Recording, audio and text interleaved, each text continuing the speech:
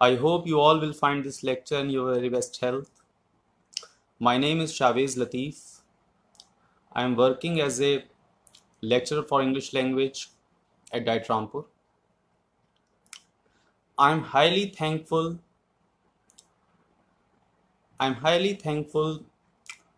to my fellow research lecturer Dr. Pradeep Jaiswal ji for giving me such a great opportunity to communicate with you all.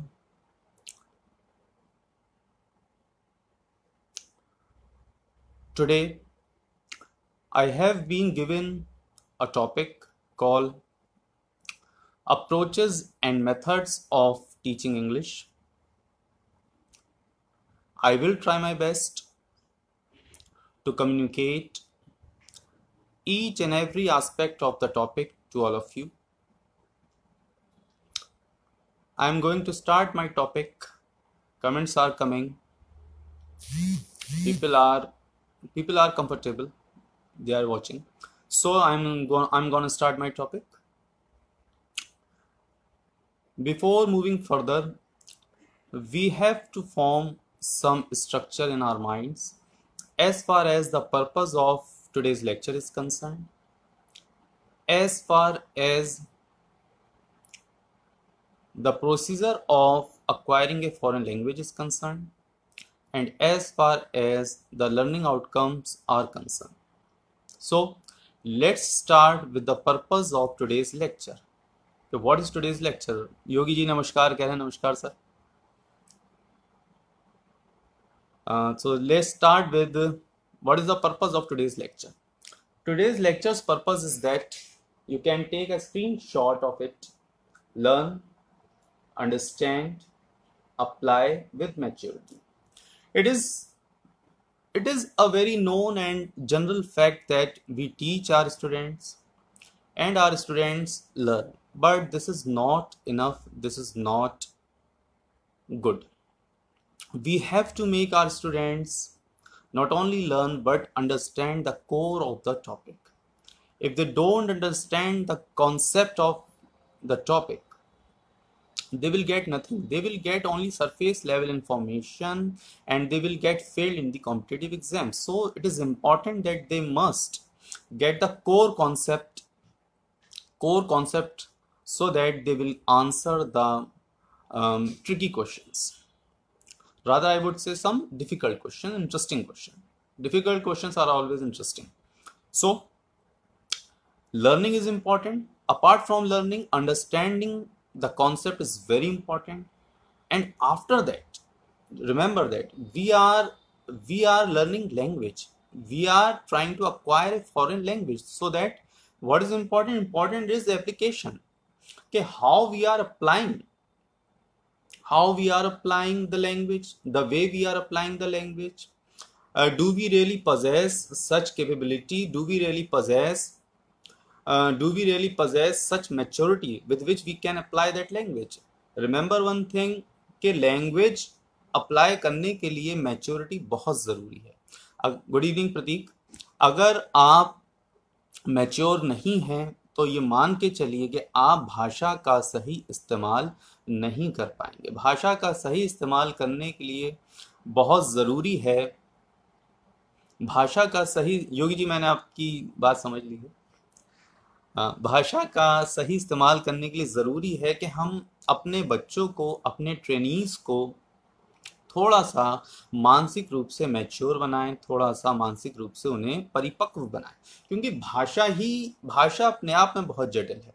कोई भी भाषा हो, चाहे वो हमारी हिंदी भाषा हो, अंग्रेजी भाषा हो या किसी भी मुल्क की भाषा हो, भाषा अपने आप में बहुत जटिल है. अगर हमें उसका सही यूटिलाइजेशन, अगर हम उसका सही उपयोग नहीं जानते हैं तो मान के चलिए कि हम मिस्टेक्स करेंगे, मान के चलिए हम गलती करेंगे और हमारी जो भाषा होगी वो एम्बिगिटी से, मतलब डबल मीनिंग से वो भर जाएगी. वो हमें नहीं करना है, उससे हमें बचना है.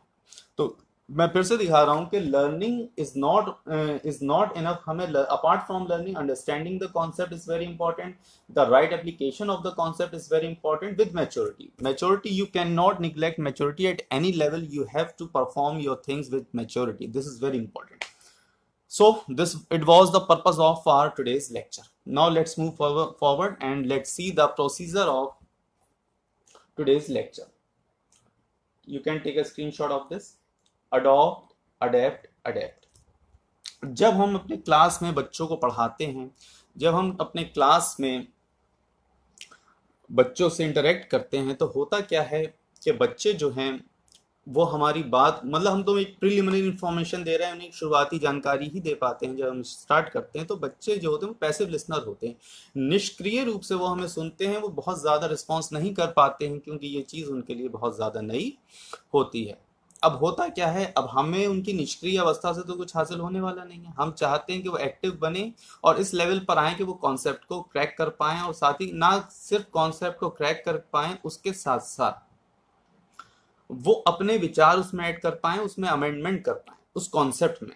जब हमारे प्रशिक्षु, हमेशा ध्यान रखिए, हमारे प्रशिक्षु इस लायक हो जाते हैं कि वो कॉन्सेप्ट को क्रैक कर लेते हैं, उसको अपने रूप में ढाल लेते हैं, उसको अपने हिसाब से तब्दील कर लेते हैं, अपने सहपाठियों के साथ उसे शेयर कर पाते हैं, अपने टीचर्स के साथ बहुत अच्छे शब्दों में, बहुत अच्छे माध्यम के साथ उसको इंटरेक्ट कर पाते हैं, तो ये मान के चलिए कि आपकी मेहनत से आपके प्रशिक्षु जो हैं वो बहुत आगे बढ़ गए हैं और वो कॉन्सेप्ट की अच्छी जानकारी उनके पास पहुंच गई है। लेकिन ये संभव आसान नहीं है, इतना आसानी से संभव नहीं है, इसके लिए थोड़ी सी मशक्कत करनी पड़ेगी।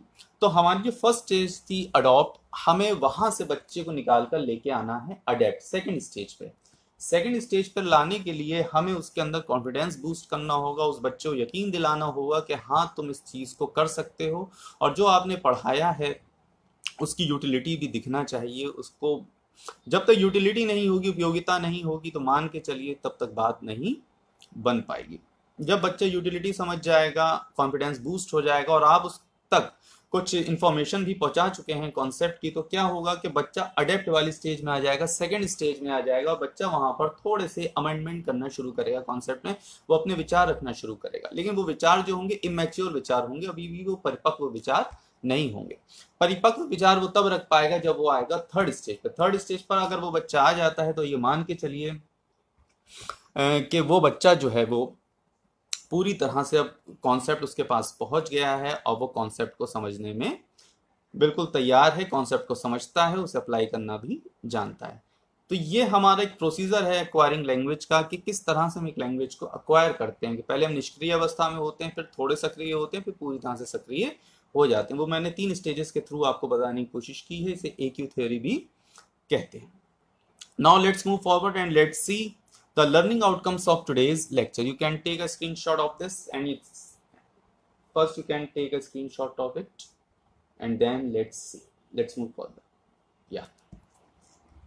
Our first learning outcome is that trainee will get to know about the different methods and approaches of teaching English language. आज का हमारा जो लेक्चर है उसके थ्रू बच्चों को ये मालूम हो जाएगा कि कितनी तरह के मेथड्स और अप्रोचेस होती हैं इंग्लिश लैंग्वेज को सीखने के लिए। ना सिर्फ इंग्लिश को, आप उससे कई भाषाएं और सीख सकते हैं, लेकिन हम यहाँ इंग्लिश के कॉन्टेक्स्ट में बात कर रहे हैं। नंबर 2 है the trainees will get to know the different ways of applying different methods for the set objective. Trainees को हमारे ये भी पता चल जाएगा कि हम कितने तरह के मेथड्स होते हैं, किस तरह से उनको अप्लाई कर सकते हैं लैंग्वेज को एक्वायर करने के लिए। The trainees will get to know the utility of the different approaches and methods.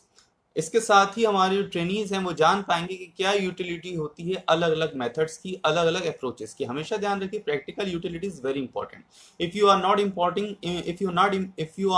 Imparting the practical utility of the concept to your students, a kind of confusion will create in your class, and your class will become chaotic. This is not good. Number 4 is the trainees will get able to answer the question related to the topic. Fourth one is very important कि यहाँ पर आकर बच्चा जो है वो आपके topic को समझ लेता है और उससे जो जुड़े जो सवाल होते हैं उससे जुड़े जो सवाल होते हैं उनको वो आंसर कर पाता है। The trainees will get to know the very procedure of acquiring a foreign language. इसके साथ ही जो ट्रेनीज हमारे होते हैं वो एक फॉरेन लैंग्वेज किस तरह से एक्वायर की जाती है उसके प्रोसीजर के बारे में सीख जाते हैं। And last is the trainees will understand the topic in the context of basic education. हमेशा ध्यान रखिए, हमें जो अपने ट्रेनीज हैं इनको जो कॉन्सेप्ट देना है वो बेसिक एजुकेशन के कॉन्टेक्स्ट में देना है। हमें उसी के परिप्रेक्ष्य में सारी बातों को रखना है, क्योंकि यथार्थ यही है कि हमारे बच्चों को बेसिक एजुकेशन में ही अपनी सेवाएं प्रदान करनी है। तो ये इंपॉर्टेंट है कि हमारे बच्चे जो हैं वो बेसिक एजुकेशन से जुड़ पाएं। This is very important. So let's start today's topic. Today's topic हम स्टार्ट करते हैं। हमारा टॉपिक था different approaches and methods of teaching English. So there are 6 methods. Number 1 is grammar translation method, number 2 is direct method, number 3 is bilingual method, number 4 is audiolingual method, number 5 is language immersion method, and number 6 is Dr. West method. Yogi ji बहुत बहुत धन्यवाद आपका complement के लिए। और इसी के साथ हमारी there are 4 approaches in the topic. 4 approaches are structural approach, situational approach, CLT, communicative language teaching approach, and last is eclectic approach. Eclectic approach and CLT approach are very important. We will discuss at the end of today's lecture.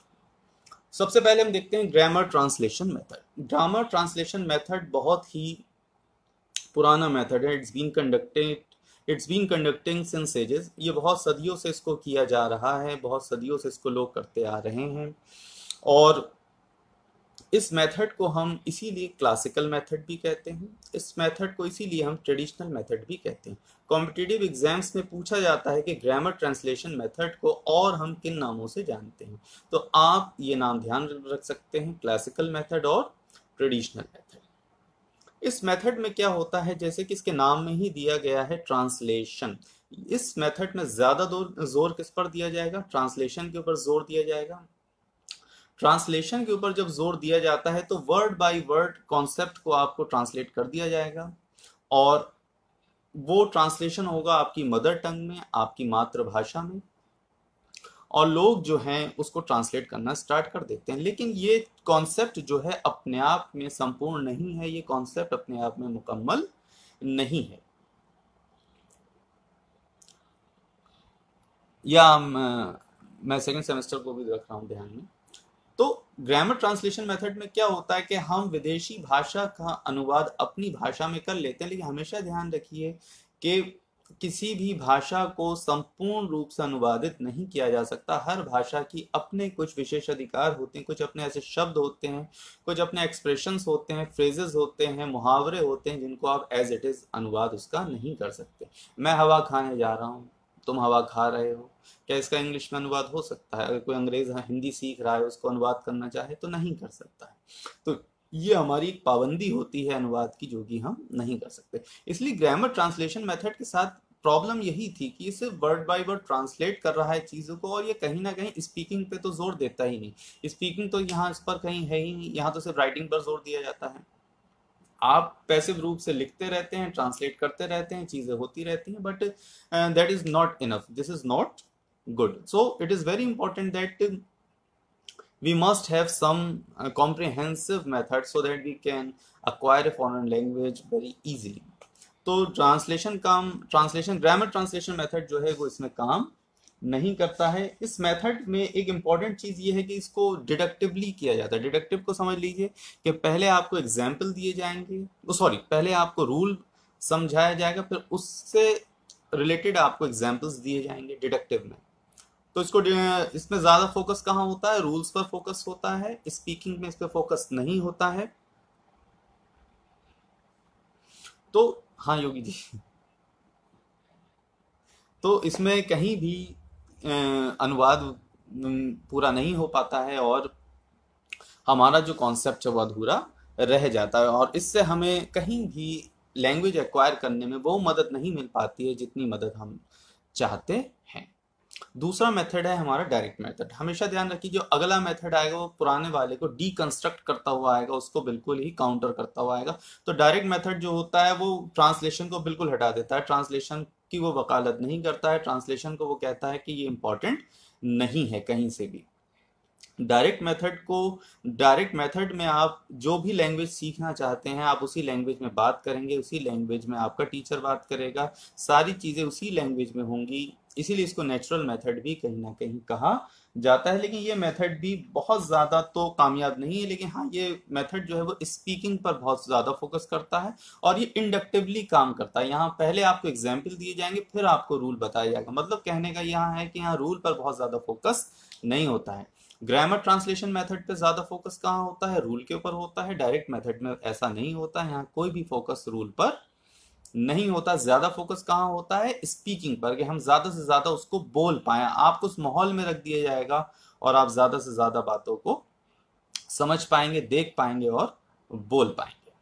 इसके बाद हमारा method आता है bilingual method. Bilingual method अगर कहीं ना कहीं देखा जाए तो ट्रांसलेशन, ग्रामर ट्रांसलेशन मेथड और डायरेक्ट मेथड का टू सम एक्सटेंट कहीं किसी सीमा तक एक तरह का मिक्सचर है, एक मिश्रण है। जैसे कि बाइलिंगुअल मेथड में क्या होता है कि बाइलिंगुअल मेथड में स्टूडेंट्स को ट्रांसलेशन मदर टंग यूज करना मना होता है। वहाँ स्टूडेंट कोई भी मदर टंग का इस्तेमाल नहीं कर सकते, केवल टीचर करता है। बाइलिंगुअल का मतलब होता है बाई का मतलब होता है दो, यानी द्विभाषी। यहाँ पर दो भाषाओं का यूज किया जा सकता है, लेकिन जो आपकी मदर टंग है उसका यूज कौन करेगा, उसका यूज सिर्फ आपके टीचर करेंगे। उसका यूज कहीं से भी कोई स्टूडेंट नहीं कर सकता है। This is very important. when your students are not supposed to use mother tongue, only teacher can use it. You can understand that this method has some foundations, and foundation will create a kind of chaos in your class, and your class will not get succeeded in achieving its aim. So bilingual method भी हमें वो कामयाबी प्रदान नहीं करता है एक language को अक्वायर करने की, जो कामयाबी हम हासिल करना चाहते हैं। बाइलिंगुअल मेथड को अगर हम देखना चाहें तो बाइलिंगुअल मेथड में भी कहीं ना कहीं जोर जो है वो स्पीकिंग पर ही दिया जा रहा है।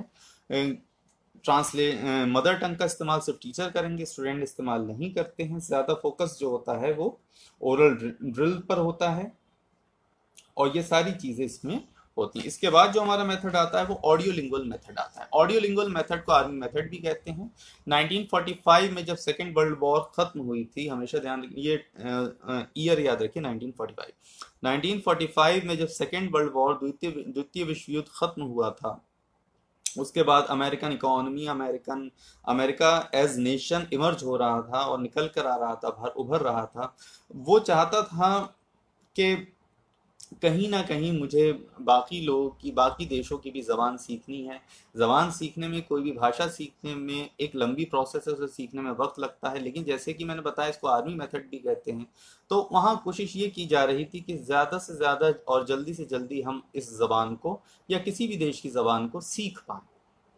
जब ऐसा होगा तभी हम वहाँ जाकर कुछ पॉलिसीज बना सकते हैं या कैसे भी करके काउंटर कर सकते हैं चीज़ों को। हालांकि हिस्ट्री है, इसमें जाने की जरूरत नहीं, लेकिन थोड़ा उसको बताना बहुत ज़रूरी है, इसलिए मैं आपके साथ उसको शेयर कर रहा हूँ। अब होता क्या है, ये मेथड इसलिए भी काम नहीं करता है क्योंकि ऑडियो लिंगुअल मेथड को आर्मी मेथड कहते हैं, और आर्मी मेथड का मतलब होता है कि कहीं ना कहीं आप मेंटली मैच्योर हैं, आपको ऐसा मान लिया जाता है। लेकिन जब हम अपने प्रशिक्षुओं की बात करते हैं तो वो कहीं आर्मी से नहीं आ रहे हैं। हमारे सारे प्रशिक्षु जो होते हैं वो कहीं ना कहीं इमेच्योर होते हैं, इसीलिए ये मेथड उनके साथ काम नहीं कर पाता है और ये मेथड भी फेल हो जाता है अपने एम को हासिल करने में। जब हम अपना एम ही हासिल नहीं कर पाएंगे तो बात कैसे बनेगी। तो इम्पोर्टेंट क्या है कि ऑडियो लिंगुअल मेथड में जोर दिया जाता है स्पीकिंग के ऊपर। वहाँ पर आपको कुछ सर्टेन फ्रेजेस सिखा दिए जाते हैं, वहाँ कुछ आपको सर्टेन चीज़ें बता दी जाती हैं जिसके ज़रिए आप जो हैं एक फला मुल्क की भाषा को सीखना तो नहीं कहूँगा, लेकिन हाँ ये होता है कुछ सीमा तक समझ पाते हैं। काम की बातें, जो एक ठोस बातें होती हैं, उसके फॉर्मूलाज आपको दे दिए जाते हैं और आप उन बातों को सीख पाते हैं, समझ पाते हैं। सीख नहीं पाते हैं, कुछ हद तक समझ पाते हैं। तो ऑडियो लिंगुअल मेथड भी कहीं ना कहीं से मुकम्मल या संपूर्ण मेथड नहीं है और ये भी एक तरह की प्रॉब्लम को क्रिएट करता है। इसके बाद मेथड आता है लैंग्वेज इमर्शन मेथड। इमर्स का मतलब होता है डूब जाना।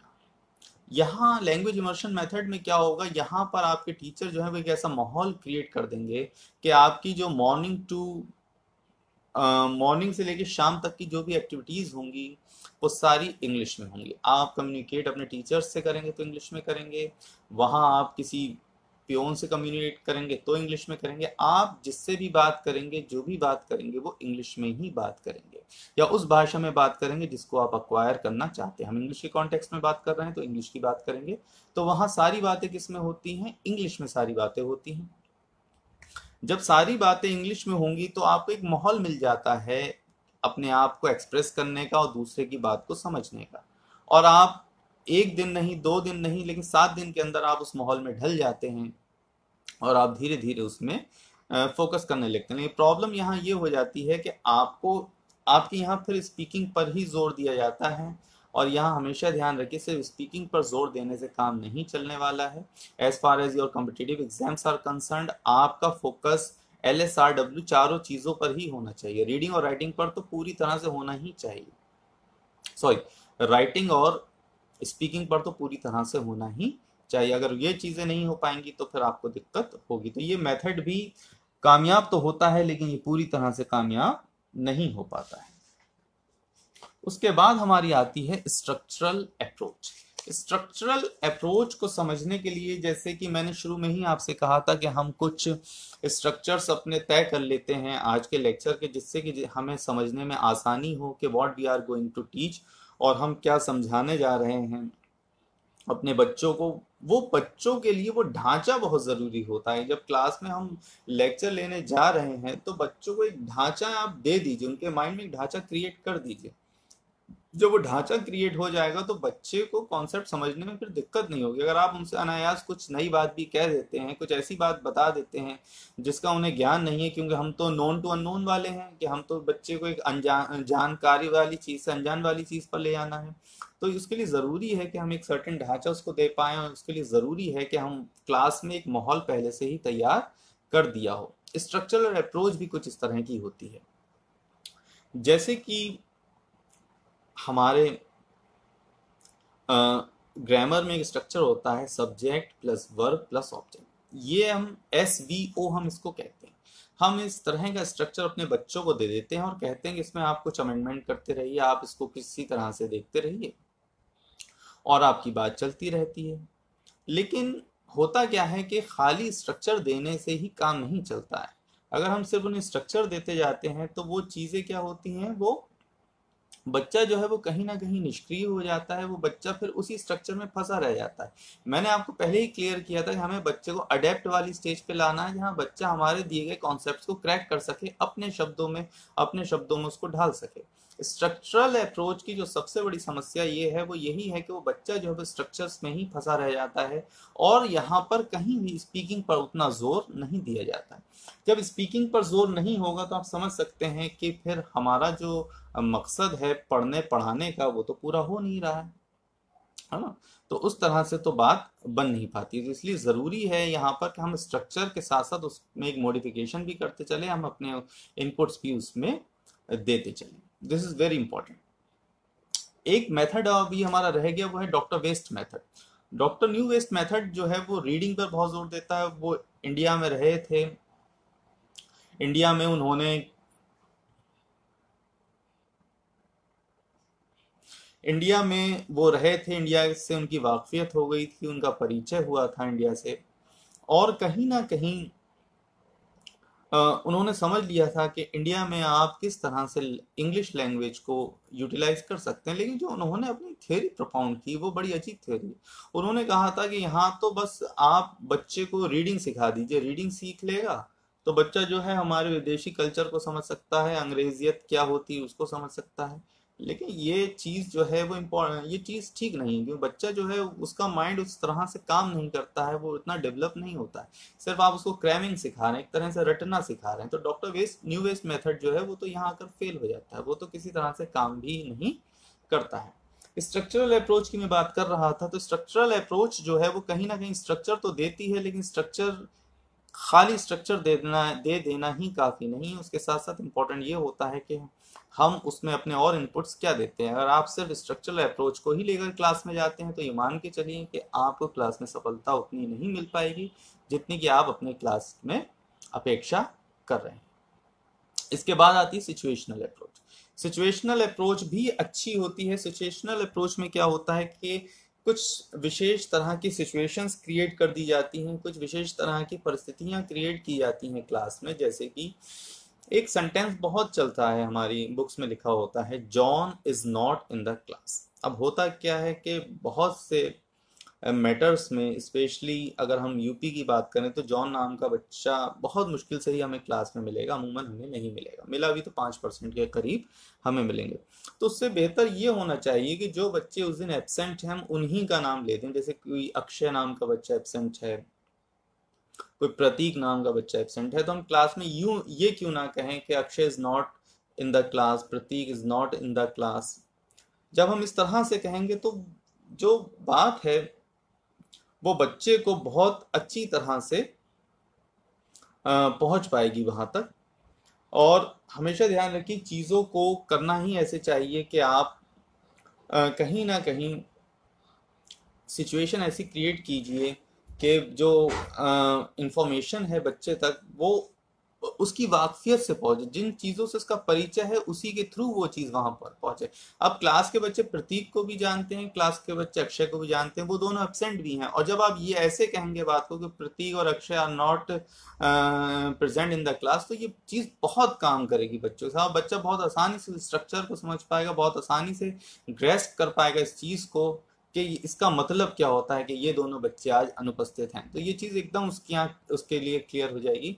तो सिचुएशनल अप्रोच भी एक अच्छी अप्रोच है, लेकिन फिर ध्यान रखिए ये अपने आप में संपूर्ण अप्रोच नहीं है, ये भी हमें उतना नहीं देती है जितना कि हम एक क्लास से चाहते हैं। उसके बाद हमारी आती है eclectic approach. This is my favourite. Eclectic approach जो है ये मेरी सबसे ज्यादा फेवरेट अप्रोच है, क्योंकि ये अप्रोच जो है ये कहीं भी आपको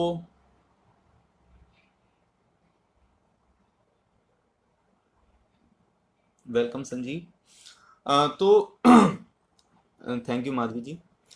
तो ये कहीं भी, ये जो अप्रोच है ये कहीं भी मैं बात कर रहा था इक्लेक्टिक अप्रोच की। इक्लेक्टिक अप्रोच जो है वो मल्टी कॉन्सेप्चुअल टेक्निक होती है, जहां पर आप अलग अलग कॉन्सेप्ट को लेकर आगे बढ़ते हैं। और हमेशा ध्यान रखिए, क्लास में अगर आप सिंगल माइंडेड जा रहे हैं, अगर आप एक ही कॉन्सेप्ट को लेकर क्लास में जा रहे हैं, तो आप मान के चलिए कि आपकी क्लास सही नहीं चल पाएगी।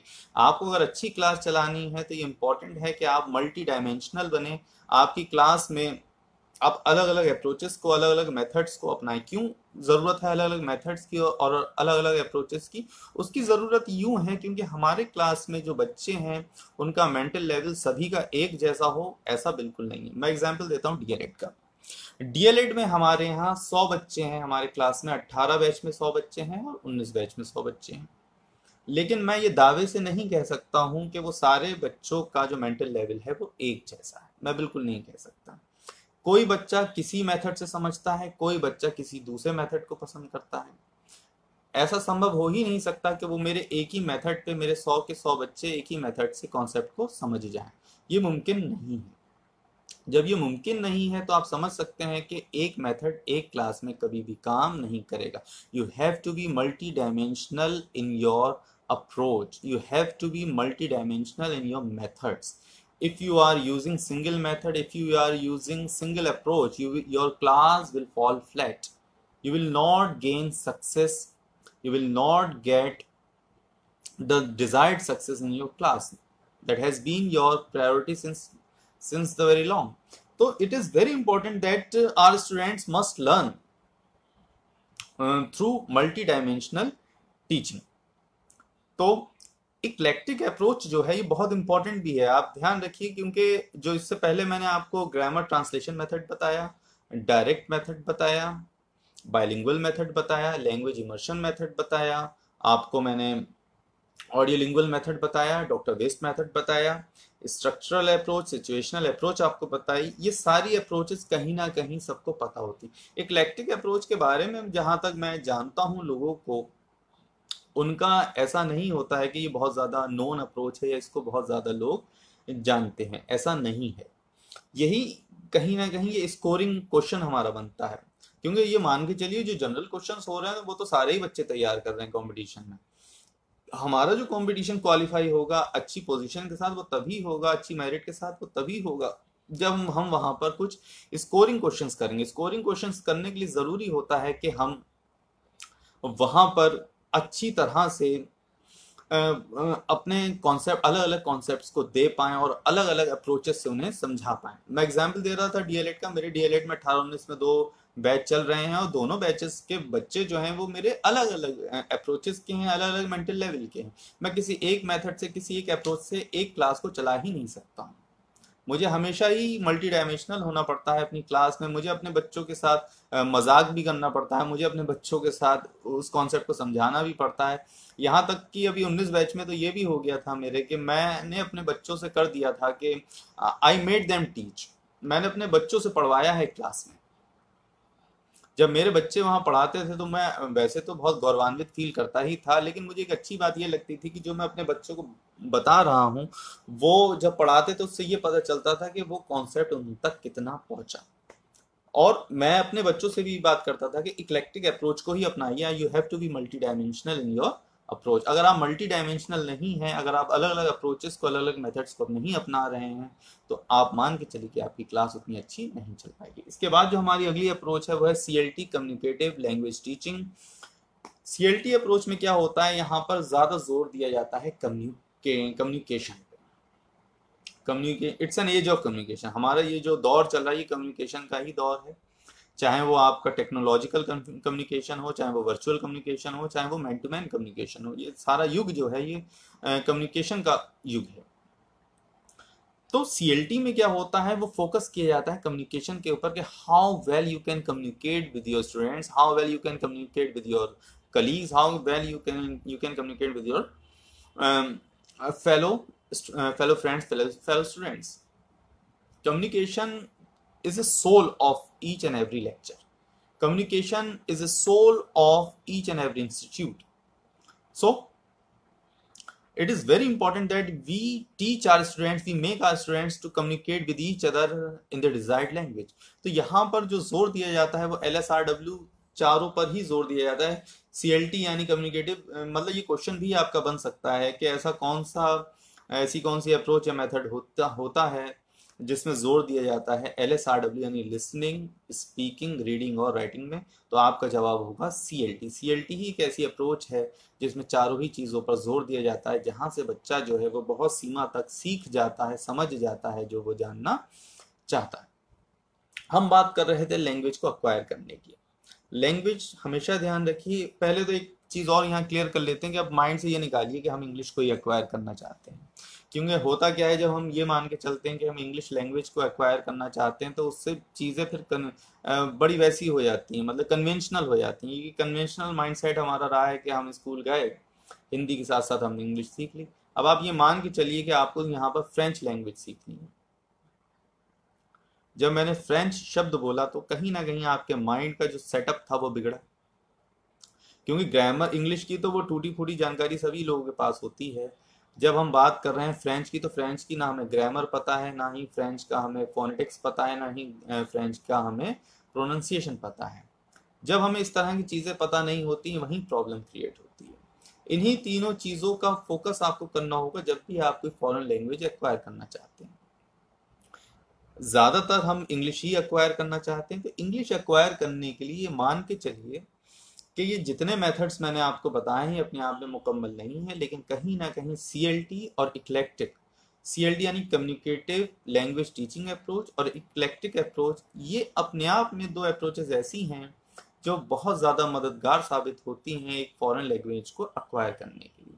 इक्लेक्टिक अप्रोच हमें यूं अच्छी लगती है क्योंकि इसमें ये मल्टी डायमेंशनल होती है। इस मल्टी डायमेंशनल अप्रोच से फ़ायदा ये होता है कि यहाँ पर हम एक जगह एक कॉन्सेप्ट से बंध के नहीं रहते। जब हम अपने क्लास में जाते हैं और हम ये मान लेते हैं कि मैं तो क्लास में डिडक्टिवली ही पढ़ाऊंगा। डिडक्टिव का मतलब क्या हो जाता है कि पहले मैं रूल बताऊंगा, उसके बाद उसके एग्जाम्पल दे दूंगा। अब आप एक ही पैटर्न पे क्लास को अपनी चलाएंगे तो बहुत मुमकिन है क्लास आपकी बोरिंग हो जाएगी। इसीलिए वहां पर आपको डिडक्टिव भी एक क्लास में होना पड़ेगा और इंडक्टिव भी होना पड़ेगा। इंडक्टिव का क्या मतलब होता है, इंडक्टिव का मतलब होता है पहले आपको एग्जाम्पल दिए जाते हैं, फिर आपको रूल बताया जाता है। दोनों ही मेथड की अपनी यूटिलिटी है, दोनों ही मेथड इंपॉर्टेंट हैं। आप ऐसा नहीं है किसी एक मेथड को ही वरीयता दें, ऐसा नहीं है, सारे ही मेथड जो हैं वो इंपॉर्टेंट होते हैं। So it is very important कि हम इक्लेक्टिक अप्रोच के साथ क्लास में जाएं। और आप तो अभी जो बच्चे हैं हमारे 18-19 की, तो तैयारी भी टेट की कर रहे हैं, सी टेट की कर रहे हैं, उस पर as far as their competitive exams is concern, जो उसमें तो ये सारे क्वेश्चंस बहुत ज़्यादा यूटिलिटी वाले हैं, सारे ही क्वेश्चन वहाँ पर पूछे जाएंगे, तो ये बहुत ज़्यादा ज़रूरी है।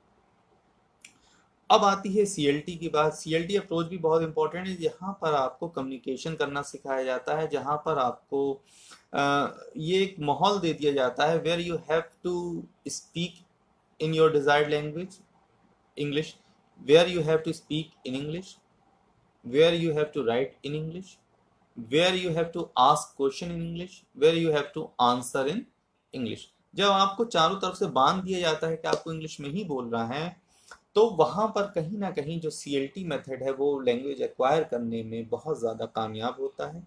और इसकी अच्छी बात यह है कि ये LSRW, लिसनिंग, स्पीकिंग, रीडिंग और राइटिंग, ये चारों ही जो एस्पेक्ट होते हैं लैंग्वेज लर्निंग के, उन पे जोर देता है। और उसके साथ ही साथ ये जो अप्रोच होती है ये बहुत ज़्यादा क्या कहना चाहिए, कंफर्टेबल रहती है स्टूडेंट्स के लिए। आपको फर्स्ट 7 डेज में तो प्रॉब्लम होगी कम्युनिकेट करने में, लेकिन धीरे धीरे आप माहौल में ढल जाएंगे। जितना देखिए, दूसरी बात ये भी है कि जितना अच्छी कम्युनिकेट आप अपने फ्रेंड्स से करते हैं ना, अपने डाइट में, अपने स्कूल में, अपने कॉलेजेस में, वही कम्युनिकेशन को अगर हम उसमें थोड़ी सी इंग्लिश भी उसमें आप लगा देते हैं, हम चाहते हैं कि आप इंग्लिश में ही बात करें, तो आपकी कम्युनिकेशन की यूटिलिटी बन जाती है। फिर आप जो बात बोलते हैं उसका एक मायना बनता है, फिर जो आप बात बोलते हैं, तो उसके साथ साथ हमारा एक मकसद भी हल हो रहा है कि हमारे बच्चे जो हैं वो इंग्लिश भी सीखते जा रहे हैं।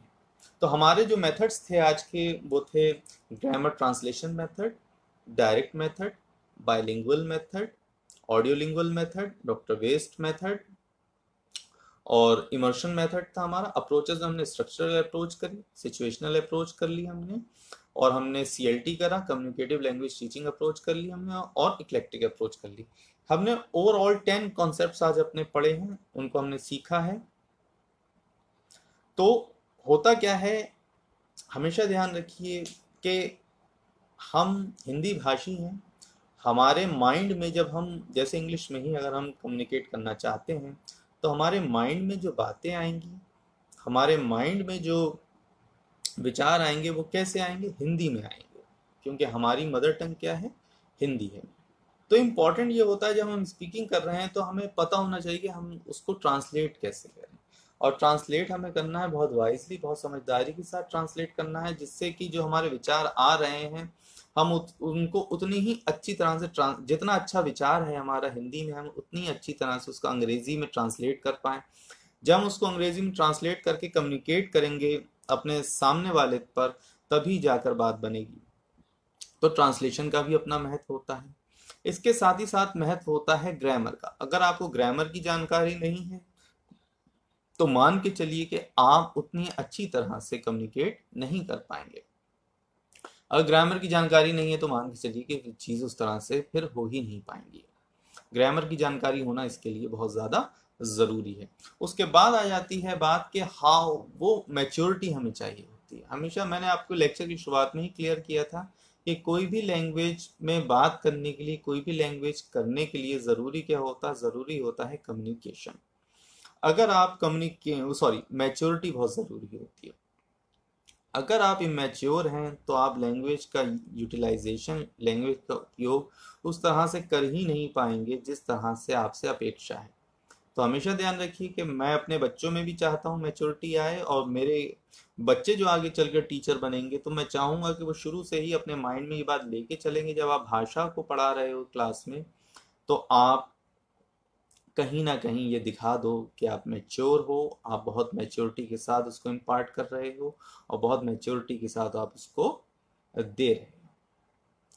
तो ये आज का हमारा एक जो टॉपिक था different methods and approaches of teaching English, उस पर मैंने थोड़े से अपने विचार रखने की कोशिश की है। मैंने आपको कोशिश की है समझाने की, मैंने अलग अलग मेथड्स आपको बता दिए कैसे होते हैं, अलग अलग अप्रोचेस आपको बता दी, मेथड और अप्रोच में अंतर बता दिया है आपको। और इन सभी चीज़ों के साथ मैं यहाँ पर थोड़ा सा अपनी वाणी को विराम देना चाहूँगा। उम्मीद है कि आप लोगों तक बात पहुँच गई होगी जो मैं बताना चाहता था। फिर भी जो कमेंट्स मैं यहाँ देख रहा हूँ, कमेंट्स के अकॉर्डिंग तो बात पहुँच गई है। अभी तक कोई ऐसा कमेंट मुझे नहीं दिख रहा है जो बात ये कोई कंफ्यूजन किसी को हुआ हो। सबके क्लियर है डाउट यहाँ पर, तो ये एक अच्छी चीज़ है and this is really good. एक 1 सेकेंड। तो दिस इज़ गुड। हमारा ये आज का कॉन्सेप्ट था डिफरेंट मेथड्स का, ये हमने इसको किया है। इवन देन अगर आपके मन में कोई विचार हो, कोई शंका हो, तो आप मुझसे पूछ सकते हैं। और इस आप लोग सुरक्षित रहिए, स्वस्थ रहिए, लॉकडाउन का पालन करिए, सोशल डिस्टेंसिंग का पालन करते रहिए और कोशिश करिए समाज को एक अच्छा, एक स्वस्थ उदाहरण देने की। समाज में कोशिश करिए कुछ अच्छा बदलाव लाने की। हमने आज भाषा के संदर्भ में बात की है, आगे जो लेक्चर्स होंगे हम उसके ऊपर अलग से बात करेंगे। फिलहाल आज के लिए मेरा लेक्चर देखने के लिए आप सभी लोगों का बहुत बहुत शुक्रिया।